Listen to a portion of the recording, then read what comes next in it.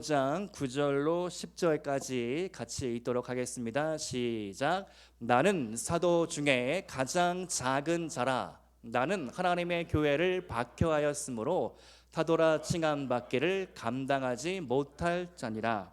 그러나 내가 나된 것은 하나님의 은혜로 된 것이니 내게 주신 그의 은혜가 헛되지 아니하여 내가 모든 사도보다 더 많이 수고하였으나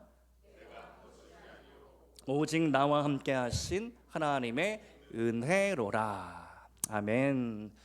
우리 한번 인사하겠습니다. 우리 앞뒤 좌우로 새해 복 많이 받으세요.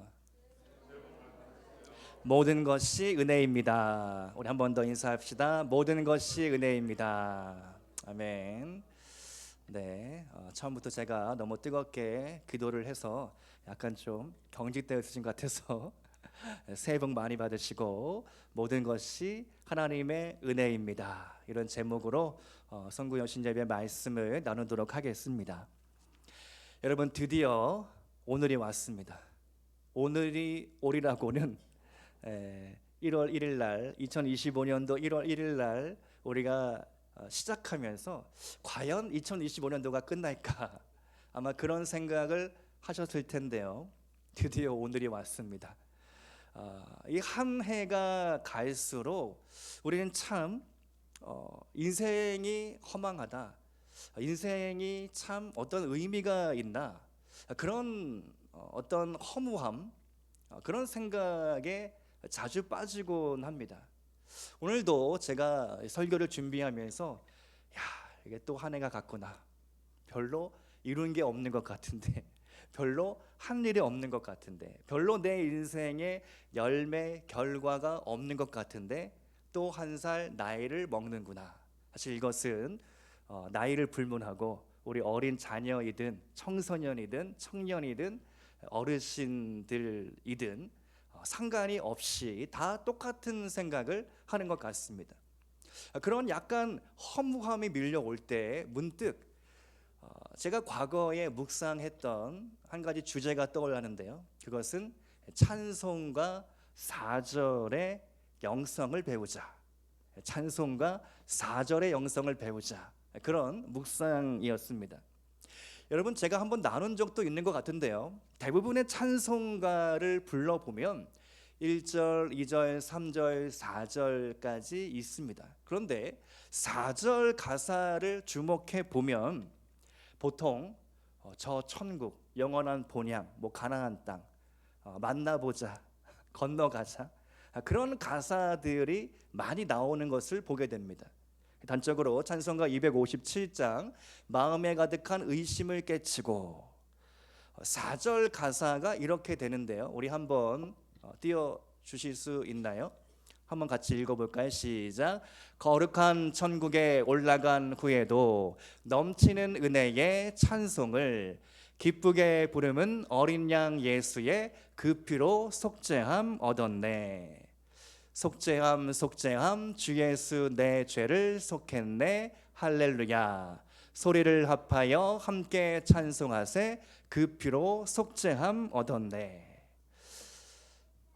또 다른 찬송가 235장을 보면요, 보아라 즐거운 우리 집, 이 찬양도 비슷합니다. 4절 가사 한번 같이 읽어보겠습니다. 시작. 우리의 일생이 끝나면 영원히 즐거운 곳에서 거룩한 아버지 모시고 기쁘고 즐겁게 살겠네. 거기서 기쁘고 즐거운 집에서 거기서 기쁘고 즐겁게 살겠네. 우리의 일생이 끝나면 영원히 즐거운 곳에서 거룩한 아버지 모시고 기쁘고 즐겁게 살겠네. 거기서 기쁘고 즐거운 집에서 거기서 기쁘고 즐겁게 살겠네. 아멘. 오늘은 찬송가의 4절을 부르기 딱 좋은 날입니다. 2025년도의 마지막 날 마지막 시간에 우리가 섰습니다. 지금 현재 시각 11시 24분 정도를 지나고 있는데요. 30분 정도가 지나면 드디어 2025년도는 역사 속으로 끝나고 마는 것이죠. 이 지점에서 우리도 한번 인생을 회고해 보기를 원합니다. 특별히 오늘 읽은 본문의 말씀은요, 사도 바울이 내가 어떤 사람이었는지, 그리고 내 과거가 어떠했는지, 나는 무슨 일을 하던 사람이었는지, 그렇게 자신의 인생을 돌아보며 자기 회고적인 고백을 드리게 됩니다. 그러면서 바울의 결론은 무엇입니까? 모든 것이 하나님의 은혜였습니다. 오늘 이 말씀을 통해서 여러분의 고백, 바울의 고백이 여러분의 고백이 될 수 있기를 축복드립니다. 내가 여기까지 올 수 있었던 것은 내 건강도 아니고, 내 노력도 아니고, 내 열심도 아니었고, 내 어떤 출신도 아니고, 내 부모님 덕도 아니고, 오직 하나님의 은혜였습니다. 그러한 고백이 여러분의 마음속으로부터 흘러나올 수 있기를 축복드립니다. 바울이 고백한 하나님의 은혜 세 가지로 말씀을 나누겠습니다. 첫 번째, 바울이 받은 은혜는 평생 다 갚을 수 없는 은혜입니다. 우리 한번 따라서 해보겠습니다. 내가 받은 은혜는 평생 다 갚을 수 없는 은혜입니다.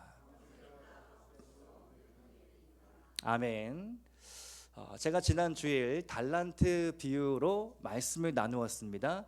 결산의 날이 있다, 이런 주제로 달란트 비유를 하면서 달란트를 푸는 가장 첫 번째 열쇠를 달란트의 가치를 이해하는 것, 이렇게 말씀드렸는데요. 혹시 기억이 나실까요? 달란트는 구약시대에는 무게를 재는 단위였거든요. 한 달란트는 20kg에서 34kg, 그 정도를 한 달란트다라고 이야기를 했습니다. 근데 신약으로 넘어오면 신약 시대의 달란트는 화폐 단위가 됩니다. 렙돈, 데나리온 쭉쭉쭉 있다가 가장 큰 화폐의 단위가 달란트라는 것이죠. 그런데요, 예수님께서 두 렙돈 헌금하는 과부를 보면서 그 과부를 칭찬하십니다. 두 렙돈은 얼마만큼의 가치였는가 하니 비둘기 반 마리의 가치였다. 비둘기 한 마리도 살 수 없었던 두 과부의 전 재산, 그것을 보시면서 하나님께서 칭찬을 해주신 것이죠. 누가복음 21장의 말씀을 보면 그 광경에 대해서 이렇게 기록하고 있습니다. 누가복음 21장 2절에서 4절까지의 말씀인데요, 제가 한번 읽겠습니다. 또 어떤 가난한 과부가 두 렙돈 넣는 것을 보시고 이르시되 내가 참으로 너희에게 말하노니 이 가난한 과부가 다른 모든 사람보다 많이 넣었도다. 저들은 그 풍족한 중에서 헌금을 넣었거니와 이 과부는 그 가난한 중에서 자기가 가지고 있는 생활비 전부를 넣었느니라 하시니라. 아멘. 우리 주님은요, 우리를 다 지켜보고 계십니다. 아무도 모르는 것 같을지라도 주님은 다 알고 계시다라는 것이죠. 여러분, 달란트의 가치, 그것은 무려 16억에 해당하는 큰 어마어마한 금액이었습니다.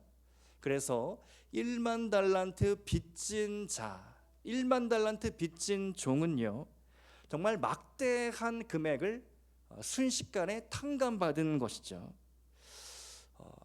1만 달란트는 오늘날 시세로 3조라고 말씀드렸습니다. 3조 원. 도저히 갚을 수가 없는, 갚을 길이 없는 막대한 금액이었죠. 여러분이 1만 달란트 빚진 종이었다면 그 기분이 어떠했을까? 사실 우리는 1,000만 단위, 억 단위의 빚이 있다면 그 빚 때문에 정말 하루하루가 사는 것 같지 않고 입맛이 없고 너무나 절망적인 생각에 빠질 때가 많습니다. 오늘날 사회적으로 빚 문제가 너무나 심각합니다. 사실 교회도 그런데요. 가까운 우리 강동 지방의 교회들을 보면 빚 없는 교회가 몇 교회가 안 됩니다. 거의 대부분의 교회들이 빚을 지고 그 빚을 갚고 있는데요. 어떤 목사님이 이렇게 이야기하더라고요. 우리가 빚의 자녀가 되어야 되는데 빚의 자녀들이 되어버렸다. 잊을 수 없는 그런 고백이죠. 우리 교회도 사무총회에서 말씀을 드렸지만 여러 가지 올 한 해 뒤돌아보면 어려운 중에서도 옥합을 깨뜨린 성도님들이 계셨습니다. 다 공개해 드릴 수는 없지만 모든 것을 주님께서 아시기 때문에 주님께서 다 갚아주시리라 믿습니다. 오늘 바울이 자신의 인생에 대해서 회고하면서 고백하는 것은 내가 빚진 자와 같다. 내가 복음에 빚진 인생이다 라고 고백을 하는 것이죠. 로마서 1장 14절 말씀인데요, 같이 한번 읽어보겠습니다. 시작. 헬라인이나 야만인이나 지혜 있는 자나 어리석은 자에게 다 내가 빚진 자라. 16절 말씀도 같이 읽어보겠습니다. 내가 복음을 부끄러워하지 아니하노니 이 복음은 모든 믿는 자에게 구원을 주시는 하나님의 능력이 됨이라. 먼저는 유대인에게요 그리고 헬라인에게라. 아멘. 바울은 헬라인이나 야만인이나 모든 사람들에게 빚진 마음으로 살았습니다. 빚 갚는 심정으로 복음을 전하기 시작했습니다. 그래서 하나님의 부르심이 있는 곳이라면 어디이든 그가 순종했고 찾아갔던 것이죠. 마찬가지로 우리 모두는 다 복음에 빚진 인생들입니다. 그 누구도 뭘 잘해서 구원받은 것이 아닙니다. 여러분이 착해서 구원받은 것이 아닙니다. 돈이 있다고 해서 구원받은 것이 아닙니다. 모범적으로 깨끗하게 도덕적으로 잘 살았다고 해서 구원받은 것도 아닙니다. 오직 하나님의 은혜로 구원받았습니다. 그리고 오직 우리는 복음에 빚진 자로서 평생 다 갚을 길 없는 1만 달란트 빚진 종의 심정으로 살아가야 할 줄로 믿습니다. 바울처럼 평생 갚을 길 없는 그 은혜를 늘 묵상하며 간직하며 살아갈 수 있기를 축복드립니다. 두 번째로 바울이 받은 은혜는 어떤 은혜입니까? 자격 없는 자를 불러주신 은혜입니다. 여러분, 하나님은 언제나 자격 없는 자를 자격이 있다라고 말씀하시죠. 하나님의 부르심에는 결코 후회하심이 없다, 실수가 없다라고 이야기합니다. 제가 이런 생각을 한번 해봤습니다. 왜 하나님은 세상에 잘 나가는 사람들, 고귀한 혈통, 로열 패밀리라고 하죠, 그런 사회 엘리트 지도자들, 돈 많은 부자들, 그런 사람들을 쓰시지 않을까? 제가 대학생 시절 선교 단체를 활동을 했는데요, 당시에 서울의 수도권에 있는 모든 대학생들이 함께 모여서 일주일에 한 번 예배를 드렸습니다. 그리고 방학을 하면 전국에서 가장 큰 기도원, 3,000명, 5,000명이 들어가는 그런 큰 기도원을 빌려서 일주일 내내 수련회를 했습니다. 그것도 모자라서 방학이 되면 해외로 전도 여행도 다녔습니다. 여러 가지 다양한 활동들을 제가 했는데요, 특별히 제가 마음에 훈련받고 싶은 마음들이 있어서 제자 훈련, BTS라고 불리는 예수 제자 훈련학교에 자원하여 들어갔습니다. 여러분, 이 훈련학교는요 아무나 들어가는 데가 아닙니다. 그리고 공짜가 아닙니다.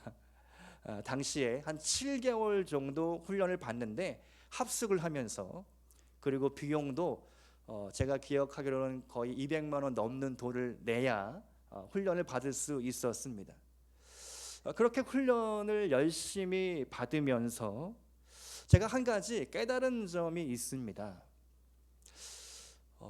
서울 유수의 명문 대학을 다니는 학생들, 그들의 헌신율이 현저히 떨어진다는 겁니다.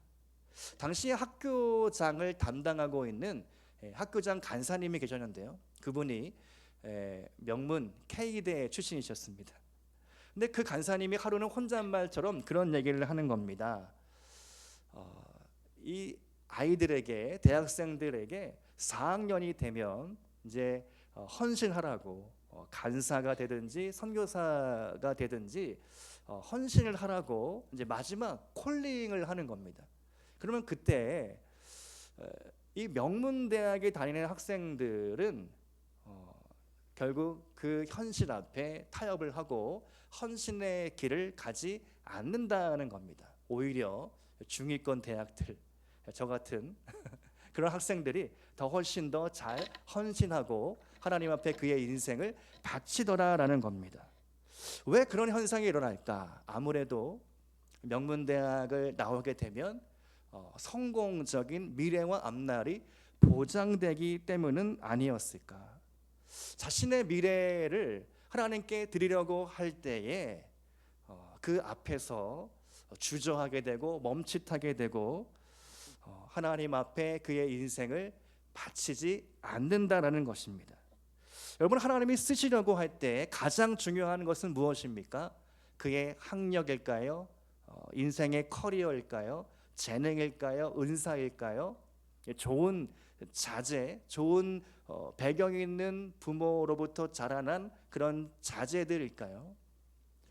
아무것도 하나님 앞에서는 필요가 없습니다. 하나님 앞에서 필요한 오직 한 가지는 헌신입니다. 헌신하려는 마음.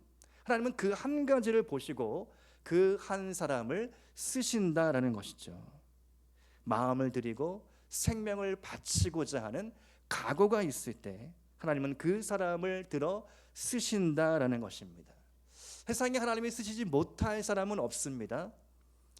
그리고 하나님께서 못할 일도 없다라는 것이죠. 바울은 어떤 사람이었습니까? 사실 바울은 부자격자, 무자격자이죠. 왜 그렇습니까? 바울이 오늘 직접 자신의 입으로 밝히고 있습니다. 본문 9절 말씀인데요. 나는 하나님의 교회를 박해하였으므로 사도라 칭함받기를 감당하지 못할 자니라. 여러분, 바울은요, 가말리엘이라는 위대한 율법학자, 당시에 세 손가락 안에 드는 그런 유명한 사람으로부터 율법을 배웠습니다. 근데 그가 배운 율법의 지식은 약이 아니라 독이 되었습니다. 사람을 살리는 데 쓰이지 못하고 도리어 죽이는 데 쓰였습니다.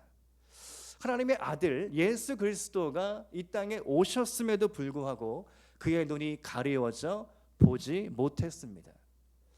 우리가 아는 것처럼 사도행전 말씀 속 스데반의 순교 현장 속에서 서 있던 자, 그 청년이 바로 바울이었던 것이죠. 그리고 바울은 다메섹에 있는 그리스도인들, 성도들을 핍박하기 위하여 원정을 가게 되었고 그 길가에서 극적으로 예수님을 만나게 되었습니다. 하나님의 예정하신 뜻 가운데 바울이 부르심을 받게 된 것이죠. 바울의 입장, 바울의 생각을 한번 해볼 때 그의 과거, 얼마나 그의 양심 가운데 찔렸을까? 주님, 어쩌자고 나 같은 죄인을 부르셨습니까? 나는 죄인 중에서도 왕죄인입니다. 예수 믿는 사람들로부터 나는 욕먹고 비난받고 정죄받는 그런 사람입니다. 어떻게 예루살렘 교회에 출석하며 얼굴을 들고 다니겠습니까? 어떻게 다른 사도들과 어깨를 나란히 하며 제가 주님의 일을 감당할 수 있겠습니까? 바울의 고백을 한번 여러분에게도 적용시켜 보기를 바랍니다. 저도 이 말씀을 준비하면서 저 자신에게 바울의 고백을, 바울의 입장에 서서 한번 생각해 봅니다. 과연 나는 목사로서의 자격 조건을 갖춘 사람인가? 사실은요, 여러분에게만 말씀드리지만 이 잠실 지역에 목사님들을 한번 쫙 훑어보면 참 기라성 같은 유수의 목사님들이 목회를 하고 계십니다. 이 장로교, 감리교, 성결교, 순복음이라고 하는데요. 사실은 장감성 이렇게 하지 않습니까? 사실은 이 성결교단의 교세가 많이 약해진 부분도 있고, 그 사람들이 성결교단을 잘 모릅니다. 성결교단은 때로 그래서 어느 지역에 가면 이단 취급을 받은 그런 아픈 그런 교단이기도 합니다.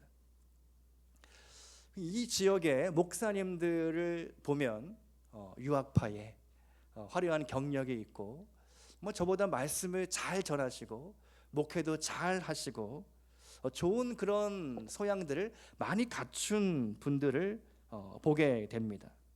과연 나 같은 목사가 여기서 이 잠실 지역에서 교회를 잘 이끌고 부흥시킬 수 있을까? 과연 나는 그러한 자격이 있는가? 그런 조건이 있는가? 내 안에 무엇을 내세워 무엇을 자랑할 수 있을까? 그런 생각을 하게 되는 것이죠. 제가요 가끔 악몽을 꾸는데요. 목사님도 악몽을 꾸시나요? 이렇게 질문하시면 상당히 곤란한데요. 가끔 악몽을 꿉니다. 제가 사실은 뭐 다 큰 어른이고 성인이고 무슨 두려움이 있겠습니까? 별로 뭐 이렇게 더 이상 이제 어두운 곳에 가는 것도 두렵지 않고 두려운 게 별로 없는데요. 제게 딱 하나 두려움을 주는 악몽이 있는데 최근에 이런 꿈을 한번 꾼 적이 있습니다. 제가 예배 시간이 다 되어서 설교하기 위해서 이렇게 단위에 올라가야 되는데 준비했던 설교 원고가 보이지 않는 겁니다. 이게 어디 갔지? 아무리 막 뒤지고 컴퓨터를 검색하고 찾아도 이게 나타나지가 않는 겁니다. 그래서 예배 시간이 막 임박하고 있으니 어떻게 하지? 예전에 했던 설교 원고를 찾아야 되나? 막 그러면서 막 이렇게 혼란에 빠지고 있는데 꿈이 딱 깼습니다. 딱 깼는데 식은땀이 막 주르륵 나면서 이보다 더한 악몽은 없다. 목사에게 설교 원고를 잃어버리고 무슨 말을 해야 할지, 무슨 메시지를 나눠야 할지 모르게 되는 그런 상황을 꿈에서 제가 꾸게 된 것이죠. 모르겠습니다. 어떤 목사님들은 설교 원고를 보지도 않고 줄줄을 외워서 하시는 목사님도 계시고, 뭐 간증을 뭐 쫙 그냥 뭐 몇 시간이고 하실 수 있는 그런 부흥사 목사님도 계시겠지만, 저에게 있어서 설교 원고 없이 이렇게 능숙하게 설교한다는 것은 아직은 머나먼 이야기처럼 느껴지는 것이죠. 하지만 마음을 바꾸어 제가 이런 생각을 하게 됩니다. 하나님께서 분명히 뜻하신 바가 있어 나를 잠실빛나 교회의 담임 목사로 부르셨다. 하나님의 분명한 계획과 섭리 가운데 내가 오늘날 여기에 서 있는 것이다. 올 7월부터 올 하반기부터 참 신기하게 하나님께서 꿈으로도 말씀하시고 문득문득 깨닫게 해주시면서 잠실빛나 교회를 향한 약속의 말씀을 선포하게 해주셨습니다. 그래서 제가 시간 선포하고 있는 이사야 60장 22절 말씀, 그 작은 자가 1000명을 이루겠고 그 약한 자가 강국을 이룰 것이다. 때가 되면 나 여호와가 속히 이루리라. 아멘. 그리고 최근에는 선교의 비전이 있는 교회, 사실 이것도요 제가 한번 소개해드린 적이 있지만 꿈에서 하나님께서 말씀해 주셨던 내용을 바탕으로 제가 표어로 삼은 것인데요. 시편 2편 8절의 말씀, 내게 구하라. 내가 이방 나라를 내게 유업으로 주리니 내 소유가 땅끝까지 이르리로다. 아멘. 너무 좋은 말씀들이죠. 하나님께서 계속해서 두려워하지 말아라. 하나님의 말씀을 받았으면 그 말씀을 그대로 선포하면 될 일이다. 하나님이 주신 비전은 내가 이루는 게 아니죠. 하나님이 주신 비전은 하나님이 나를 통해서 이루시는 것입니다. 중요한 것은 헌신하려는 마음, 하나님께 내어드리는 마음, 하나님께 맡기는 것, 그런 믿음과 확신이 필요한 것이죠. 여러분의 인생에 분명히 하나님께서 지금도 이 순간에도 말씀하고 계신다고 믿습니다. 중요한 것은 여러분의 귀를 항상 열어두는 것입니다. 여러분의 눈을 뜨는 것입니다. 하나님의 말씀을 향하여 열망하고 갈망하는 태도가 중요한 것입니다. 구하는 자에게 찾을 것이고, 또 여러분이 구하는 만큼 하나님의 응답을 받게 될 줄로 믿습니다. 최근에 이런 메시지를 듣게 되는데요. 인생은 점을 찍는 게 아니라 선을 그리는 것이다. 우리는 올 한 해도 참 화려한 점을 찍기를 원했습니다. 내 인생에 정점을 찍고 화려한 일들, 화려한 어떤 사건이 내 인생에 벌어지기를 꿈꾸었습니다. 그런데 인생에서는 화려한 점을 찍기보다는 천천히 우리가 그 점들을 연결하는, 선을 그리는 일들이 더 필요하다는 사실이죠. 화려한 점을 찍고 그 다음에는 무엇이 있습니까? 허무함이 오는 거죠. 내 노력으로, 내 열심으로 무언가를 이루었을 때 그 뒤에는 그림자가 있고 허무함이 있고 공허함이 밀려오기 마련입니다. 그러나 내가 하나님을 믿음으로 그 점들을 연결하기 시작할 때에는 연속적인 하나님의 함께 하심 가운데 우리는 머무르게 된다는 것입니다. 우리는 지금도 또 하나의 점을 찍고 있죠. 송구영신 예배라는 점, 기도라는 점, 말씀이라는 점, 그리고 오늘 이제 여러분이 또 말씀 카드를 한 장씩 뽑게 될 텐데요. 그 말씀을 그냥 의미 없이 버리지 마시고 꼭 지니고 2026년도에 중요한 말씀으로 받아들이시기를 바랍니다. 하나님의 뜻으로 믿으시기를 바랍니다. 물론 여러분이 저처럼 기도하는 중에 말씀을 받을 수도 있겠지만, 성경을 읽는 중에 말씀을 받을 수도 있겠지만, 오늘 송구 영신 예배를 드리면서 여러분이 믿음으로 뽑은 그 말씀이 2026년도 한 해를 밝혀주는 등불과 같은 말씀이 될 것입니다. 여러분이 믿는 만큼 그 말씀의 인도하심을 받게 될 것입니다.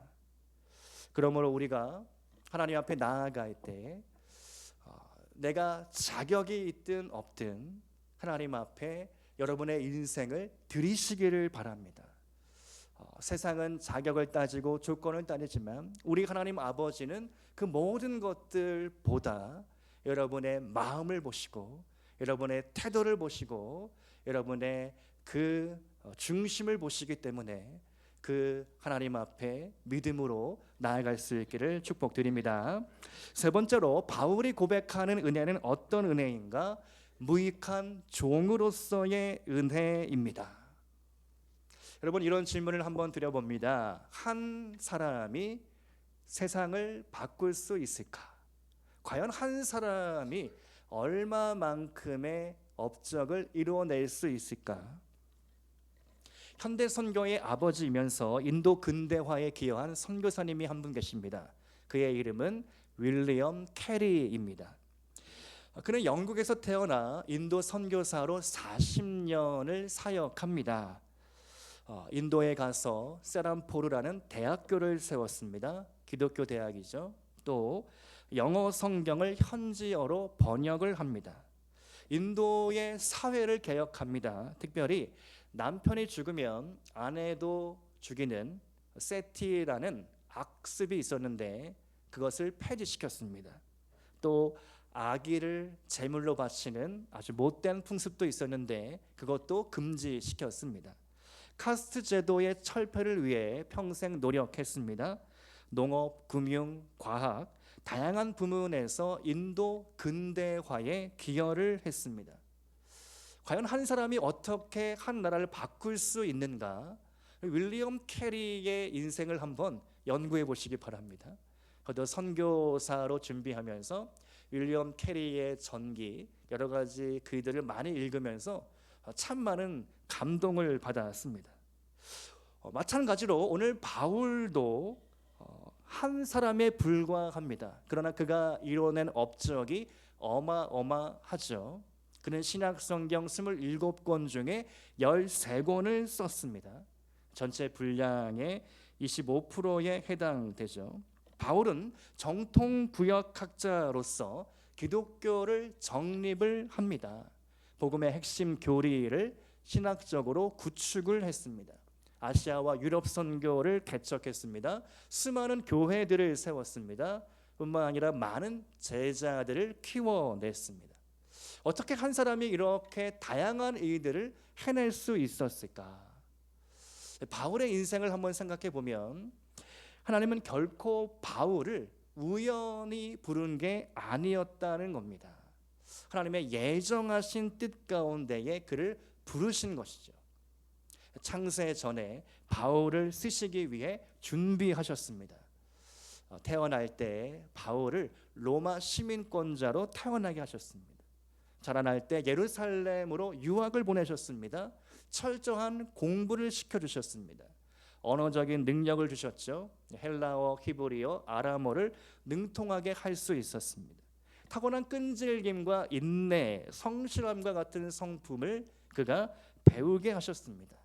바울은 그래서 이방인을 위하여 택한 나의 그릇이다. 오늘 본문에서 바울은 마침내 이런 고백을 드리는 것입니다. 이 모든 일들은 내가 한 것이 아니요 하나님의 은혜였습니다. 오늘 본문 10절 말씀인데요. 우리 다 같이 10절 말씀 같이 읽겠습니다. 시작. 그러나 내가 나된 것은 하나님의 은혜로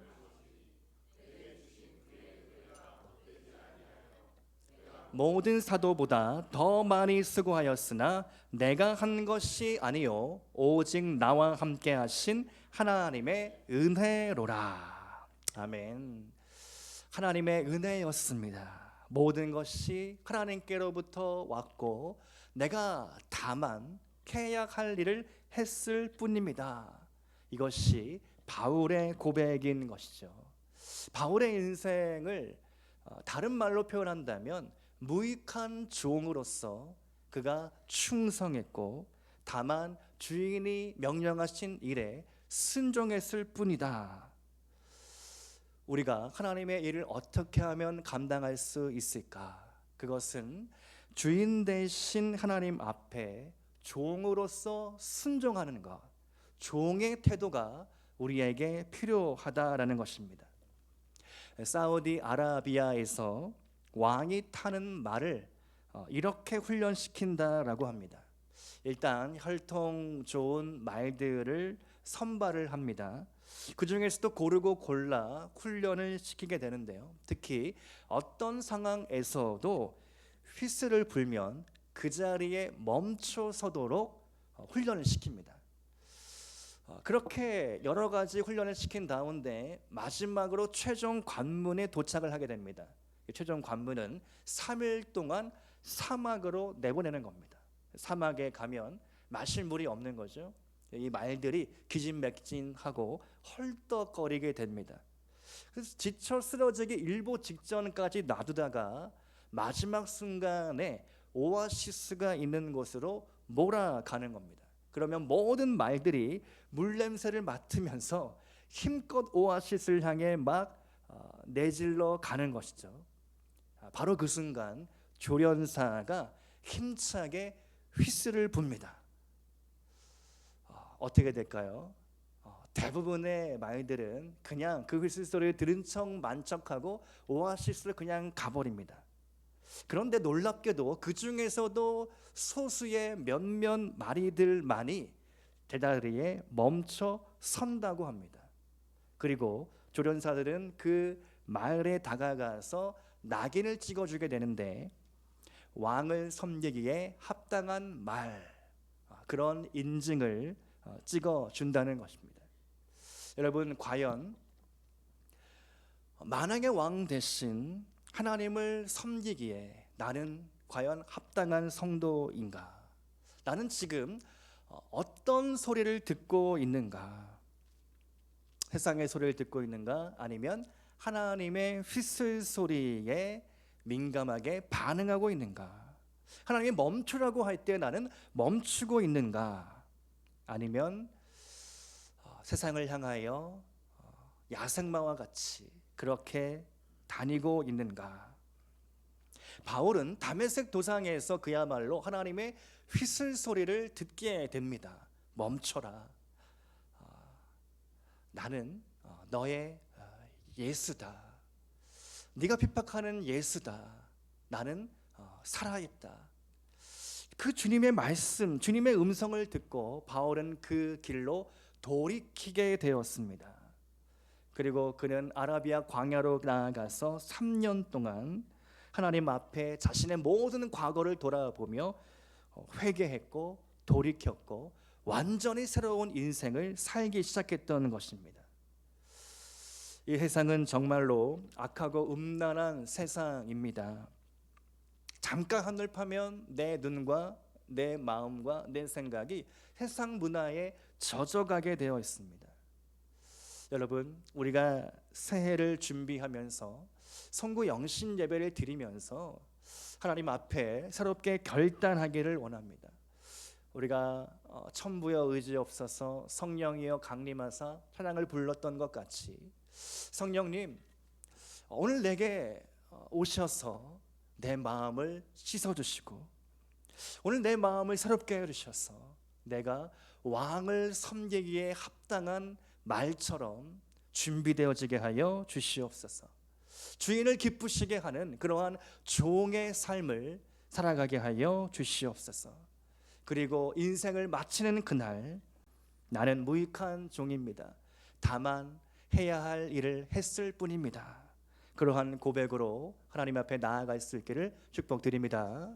오늘 말씀의 결론입니다. 하나님은 가장 좋은 것을 주시는 분입니다. 고난이 닥쳐올 때 우리는 고난보다 더 중요한 것이 있는데 고난에 대한 해석입니다. 하나님 왜 나에게 이런 고난을 주십니까? 라는 기도는 조금 수준 낮은 기도인 것이죠. 수준을 높여서 하나님 이번 고난을 통하여 제가 배워야 할 것은 무엇입니까? 그렇게 바꾸어 보시기를 바랍니다. 하나님은 사랑하는 자에게 고난을 주십니다. 사랑하기 때문에 고난을 허락하여 주십니다. 엄마가 사랑하는 아이에게 약을 먹입니다. 아이는 약을 먹지 않으려고 발버둥을 칩니다. 반항을 합니다. 약이 쓰다는 것을 알기 때문입니다. 그러나 엄마는 기어코 아기의 입을 벌려 약을 집어 넣는 것입니다. 팔다리를 붙잡아 강제로 입을 벌려 약을 넣습니다. 왜 그렇게 합니까? 그 약이 입에는 쓰지만 병을 고치는 효과가 있다는 것을 알기 때문입니다. 여러분, 하나님을 신뢰하십니까? 하나님이 좋은 분이라는 것을 믿으십니까? 그렇다면 그분이 주시는 고난도 축복도 다 받으시기를 바랍니다. 고난을 만났습니까? 고난을 통하여 지혜를 배우시기 바랍니다. 왜냐하면 고난이 약이 되기 때문입니다. 시편 119편 17절 71절 말씀처럼 고난당한 것이 내게 유익이라 이로 말미암아 내가 주의 율례를 배우게 되었나이다. 아멘. 고난을 재해석함으로 축복의 문을 열어갈 수 있기를 소망합니다. 고난 넘어 기다리고 있는 축복을 사모하시기 바랍니다. 고난이 클수록 축복도 크기 때문입니다. 하나님이 2026년도에 주시는 모든 것들, 고난이든 축복이든 어려움이든 그 모든 것들을 다 받으시고 그리고 그 일들 속에서 하나님을 더 깊이 만나는 은혜와 축복이 있기를 주님의 이름으로 축원드립니다. 함께 기도하시겠습니다.